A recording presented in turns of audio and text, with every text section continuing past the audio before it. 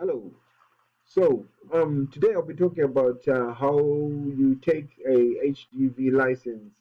A lot of people from Zimbabwe and South Africa have been asking me how you get a British license to drive lorries. So, with entitlement, I believe in Zimbabwe and South Africa, if you've been driving your HGVs and if you come to the UK to convert your Zimbabwe license to the UK, they'll only give you Class B entitlement, which is only for cars. So to get the HGV license, the first step is to find the school. So ideally, you need to find the school which is near where you live, and you're not only familiar with the roads, but it will help you when you're commuting during the days of training. And number two, the school may recommend a place where you can have your medicals done. And what I've done here in front of me is a website which offers medicals. So this website here, they're London based.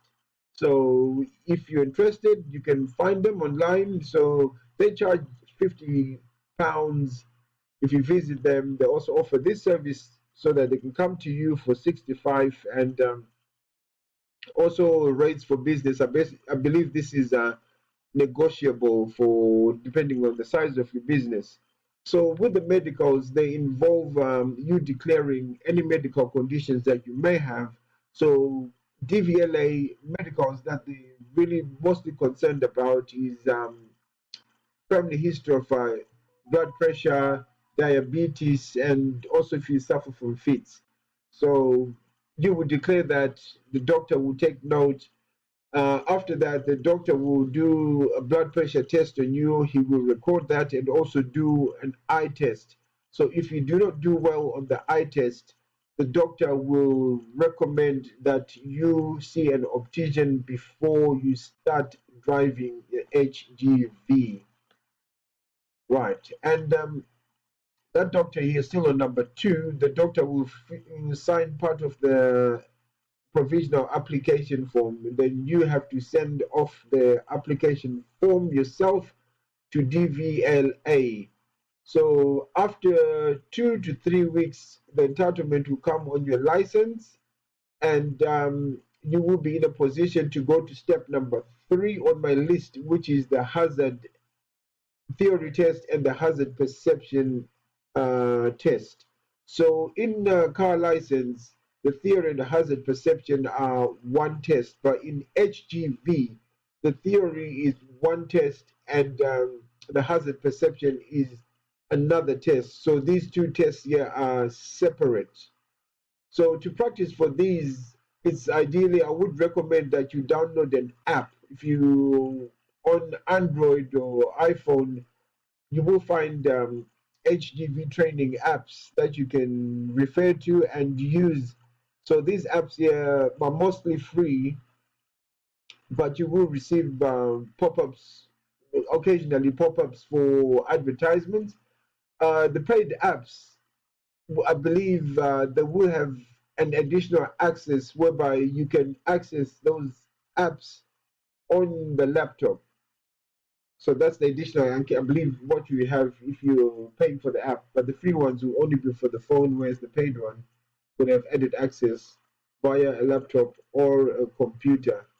So after you pass number three, which is the hazard perception and the theory test, you will now go back to the driving school, which is number four. So at the driving school, you will be practicing your reverse and also driving on the road. So to give you a context of how much it roughly costs for driving. So most of you have been driving in Zimbabwe in South Africa, so you do not need to take up a course like this, which is for 5 days. Ideally, this one would be okay for you, which costs £1,500. I did my training with JSM School of Transport. They are based in Edmonton, North London, and I paid 1,400 for my test. So my test was similar to this, which was 4 days. So with the 4 days included 3 hours on Monday, three on Tuesday, 3 hours on Wednesday, and I had my test on Thursday, which was the fourth day. So the other thing that you need to find out is when I said about finding a driving school near you, it's because online, when you search for HGV training, majority of the companies that will show on the results at the top of the results are normally agencies. Agencies normally will charge you 500 to £1,000 for the same test that you will get directly with a driving school. So, like I said, look out for the fee is around 1,500 that you need to pay for 4 days training, including the test, which is this 3A and 3B. Right, so let me go back to my chart. Yes, so yes, 3A and 3B. So the 3A is reverse and 4B is the road test. So mine was 3 days, Monday, Tuesday, Wednesday, which was 9 hours on all the training. And then on the fourth day, I had the reverse test. And if you pass the reverse test, you then go on the road test. So if you don't pass the reverse, they won't take you out on the road. That's 3A, 3B. So look out for this. And also, what I've done is I'm in East London. The other day, I spoke to this chap here. His name is Jamie. He's based in Chingford, East London, and that's his number there. So you can ring him. I spoke to him. He charges 1,600 for training. So if you can ring him, you can explain to him, tell him that you've been driving in Zimbabwe or South Africa, wherever you've been, and you just need a quick test. You don't need an unnecessary 10-day course because you already know how to drive. So all you basically need from Jamie is possibly to learn how to control and maneuver a bigger vehicle. Right, so that's from Jamie.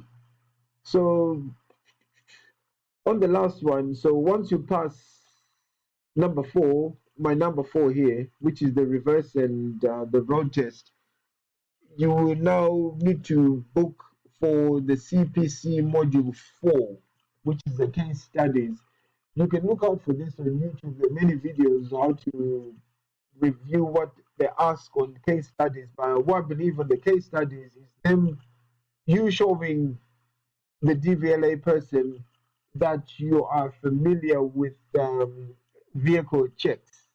That's what the test is about. So the DVLA man will come to your test center, your training place, wherever the offices are, and all you just need to do is to show him and tell him what checks you do before taking out a lorry on the road. So, for example, he comes to you and then he'll ask you to show me and tell me what you do before you take out the lorry. So basically, he's showing him, I check all the tires, check if there's any bulges or any cuts, good tire tread on the lorry. You check all the window wipers, if the wipers are working and they're in good condition, the windscreen is not cracked. Um, what else?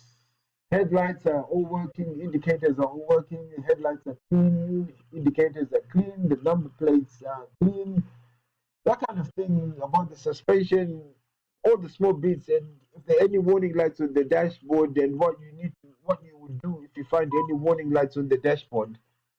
And that's it for the case study, which is module number 4. So once you do that, your license will be ready once you pass that. So this number 5 here, which is the case studies, this is an additional £250. In most centers, that's what they charge. Some may charge you about 300, but don't pay too much for these case studies.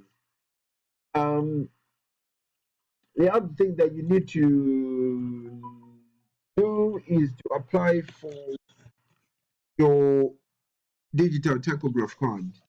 So the digital tachograph card, you can apply for it at any time. Let me just see. Oh dear. Do I do go back? All right, okay. So with the digital tachograph card, you can apply for the digital. Oh, right. Yes, the digital tachograph card. You can apply for it at any time during this process here, or before you even start your HGV journey. So this whole journey from step 1 to step 5 takes a minimum of 3 months. That's the quickest time. So you can take your time in saving money. um, a lot of driving schools do offer finance, or maybe on your first visit, if you wish, you can pay a deposit and you start doing installments as you go to each step along the way. And then once you make your final payment, they will allow you to do step number 4, which is the driving training and the road test. Anyway, good luck. And if you have any questions, feel free to put in the comments box. And thank you for watching.